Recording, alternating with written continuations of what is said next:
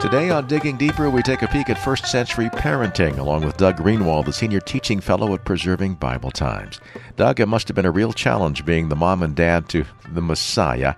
How could Joseph and Mary have lost track of Jesus and left him at the temple? Jim, on the surface to us, Westerners, it sounds like poor parenting, doesn't it? But as usual, context helps us understand this event. Remember, it's Passover. To come to Jerusalem, people had to travel in caravans of 30 to 50 people because it was too dangerous to travel in small numbers in biblical times. And because this is also observant Judaism, men and women need to travel in separate caravans. Luke also tells us that Jesus is 12 years old in this passage. That means he is on the verge of becoming an adult man in this culture. So what most likely happened is that when Mary and Joseph left Jerusalem to return to Nazareth, Mary just assumed Jesus was now traveling in the men's caravan as an adult male, while Joseph assumed Jesus was still traveling with the women and children's caravan.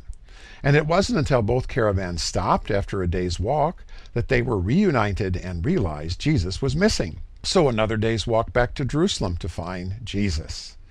Meanwhile, Luke tells us that during this time, Jesus was astonishing the scribes and the rabbis in the temple with his understandings and answers. And all of this leads to more interesting questions. Where did Jesus stay in those 2 evenings? How long did he dialogue with the teachers and the scribes?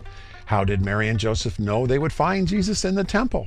As so often is the case, the more context opens up a passage, the more questions come to the surface. Sounds to me like it was Joseph and Mary that got grounded in Scripture by their own son.